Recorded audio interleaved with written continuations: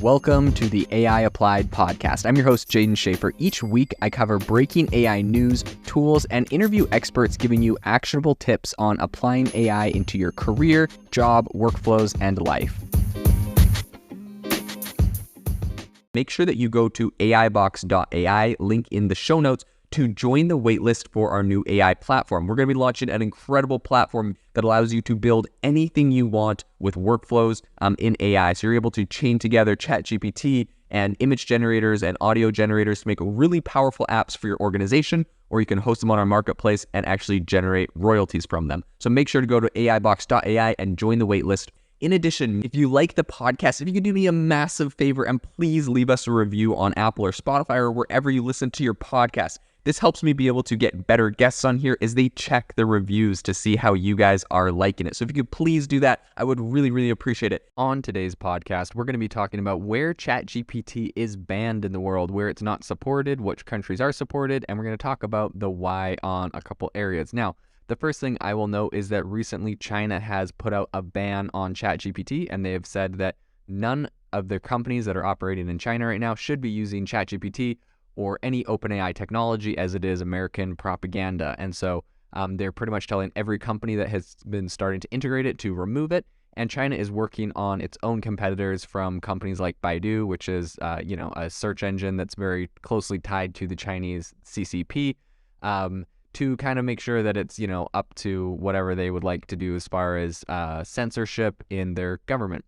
So that's obviously one of the really big areas that and places that have banned ChatGPT. But on the podcast today, we're going to talk about some of the other areas that are lesser known and some reasons why. So I think, if people heard that like China, Iran, North Korea, Venezuela, Belarus, Russia, those countries are banning or don't have ChatGPT, that wouldn't be very surprising. But there's actually a whole list of other countries. So ChatGPT actually publishes a list of countries that they just say are supported by them. And then pretty much what you can do is, taking that list, you can extrapolate which countries are not supported by ChatGPT. So they don't necessarily say like what countries they're banned in or they don't have their access to, but countries that are not currently on their supported list include Afghanistan. That makes sense, given everything that has happened there recently with the Taliban taking over control of the government.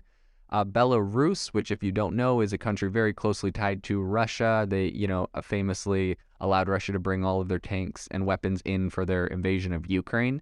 So that would make sense. I believe there's probably sanctions tied to Belarus like there are tied to Russia. There's Chad, there's Cuba, there's Ethiopia, Kazakhstan, Central African Republic, Burma. There's a lot of these like African countries. And I'm not sure 100% the reason for why all of them are not supported. Obviously, the median income in those countries is very low, so perhaps people are worried about, if they have people in those countries using it, maybe they won't really ever turn into paying users. So they're from and there's a lot of people, there's millions of people in those countries. So maybe they're worried from the standpoint of, making money in the long run. So that is kind of interesting. But that being said, Nigeria, it is supported in Nigeria, and that is a very popular, very populated African country. So it's not like a ban straight across or unsupported straight across all African countries, regardless of their economic status. It's kind of specific ones. So that's kind of interesting. There's also Nepal that's not supported, Micronesia, the Marshall Islands. There's a lot of these like smaller island countries. And to be honest, a lot of those people might be able to just get it. They're just not going through the work of listing out every single small island country. So that would kind of make sense. And then, of course, on the list, we have countries like Syria, who, have complicated histories and terrorist cells and different things in their countries that perhaps ChatGPT or OpenAI is trying to avoid.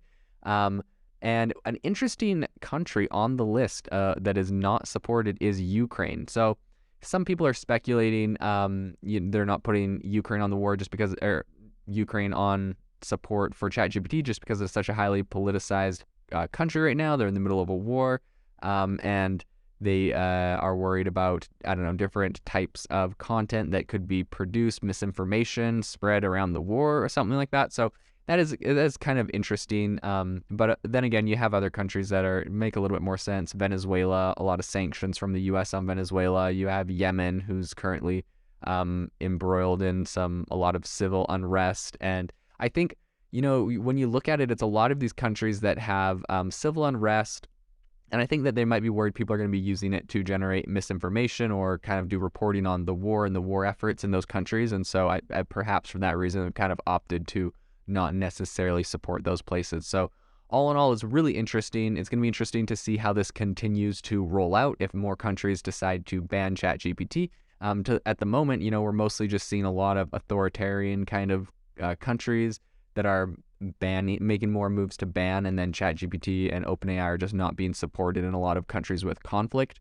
So it'll be interesting to see how that plays out if perhaps a new country enters into conflict, if they stop support for that country, and to see kind of how that plays out in the future. If you are looking for an innovative and creative community of people using ChatGPT, you need to join our ChatGPT creators community. I'll drop a link in the description to this podcast. We'd love to see you there, where we share tips and tricks of what is working in ChatGPT. It's a lot easier than a podcast, as you can see screenshots, you can share and comment on things that are currently working. So if this sounds interesting to you, check out the link in the comment. We'd love to have you in the community.